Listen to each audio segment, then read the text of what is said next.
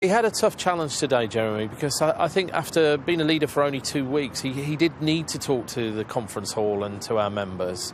But he also needed to give the British public a sense of who he is and what drives him. And you can never give a full picture in a speech like that. I mean, let's be honest about it. But I think he gave a good account of himself. And I think people saw a values-driven politician. He talked about his 30 years of challenging human rights abuses. And I think they saw a very principled man with a clear idea about where he wants to take the Labour Party. And over the weeks and months, I'm sure he'll develop those themes he talked about in his speech today. One of the things that he didn't mention, along with the last general election, which I'm sure you're wanting to recede into history as fast as possible, was the whole question of the deficit and any idea how you, under his leadership and your deputy leadership, you might deal with it. On those two issues, I think the first thing, I mean, people will really wanted to know about him and what he wanted to do in the future. We are having a review of what went right and wrong in the general election, and we'll be reporting back on all of that. So I don't think that was a particular issue.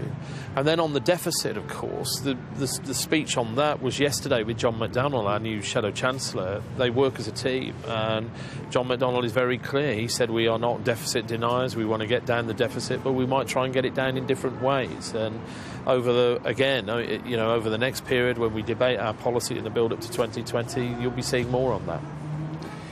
He talked about a different style of politics and using the online community more in the sort of politics and the strategies that you plan. Isn't there a danger, though, it's going to sound rather like the public, through the online community, is going to be deciding your policies and your strategies rather than yourselves? Well, look, you know this through the work that Sky does, Jeremy. You know, you have to go where the audience is, where voters are, and the national conversation is taking place online. And if Labour's not there, then we're not going to be able to debate and help shape that. So we're both very committed to reforming our own party to make sure that we're a digital-first party. But these, that kind of change in digital he talked about, there was also some traditions in there as well. You know, at this conference, the two of us have been to 37 events where we've been addressing members on all sorts of issues. And I think he's that kind of politician. He wants to connect with the British people, and he wants to go and talk to them and listen to what they've got to say. He's a pluralist and a Democrat. And you know, dare I say, a great antidote to the politics of spin that has probably afflicted politics for about a decade more than it should have done. Isn't there a danger, though, that by being such a listening leader, by listening to the online community as well, he may be so democratic he fails to make the decisions that are needed in the end? How do you marry that up? Well, it's early days. We've got a fixed-term parliament now. We've only just come out of an election defeat. He's only been in office for a couple of weeks. So I just say give him a little bit of time. Let's help shape a national conversation on some issues that he feels very strongly about. And ask me that question in a couple of years' time, Jeremy, when we've gone out and talked to the country. OK, a kinder, gentler, more caring type of politics. I'm sure a lot of people would applaud that. But how does it work when, in essence, Westminster is an adversarial system?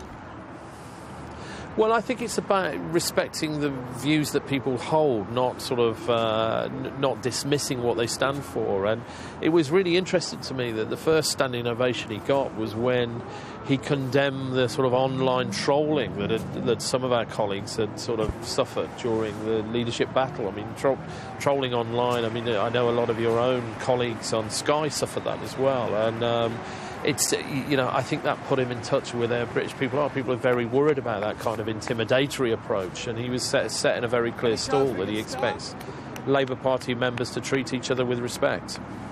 I see some of my colleagues, not on Sky, just on Sky, but across the whole media, and the commentariat, as he called it, got a bit of a kicking today. How necessary is that? What's the point of that? Why does it go down well? We don't decide elections.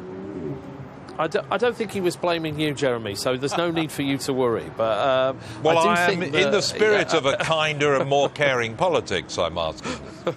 You are. But I think he was having a little sideswipe at the commentariat, and I can understand that. You know, there are a lot of people who are professional political commentators who I don't think have really gone out of their way to try and understand the changes he wants to make. And you know, if you are a political commentator, I think it's incumbent on you to try and at least explain what a political party is trying to do. And I guess what he was really saying was, why doesn't Rupert Murdoch sack David Uranovich from the Times and get someone that talks to him, talks to Jeremy direct? But you know, maybe that's my sideswipe on Sky.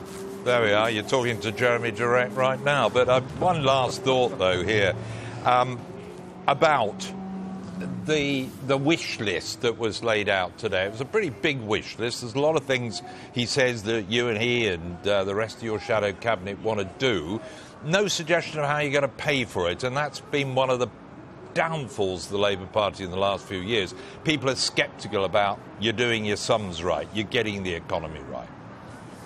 I understand that, and but we are at fundamental stage. You know, we're just in the early stages of a new parliament, and I don't think it's unreasonable for us to sort of set out the direction of travel without putting a price tag on everything. But what I thought was very interesting yesterday from John McDonnell's speech, I mean, he wants a fundamental review of the way government operates within the economy. Those reviews of the Treasury and the Bank of England were very, very significant. And, you know, to bring in world economists like Joseph Stiglitz, who says, you know, in a world where interest rates are record lows, you know, maybe that's the time you invest in capital infrastructure. That creates the jobs of the future.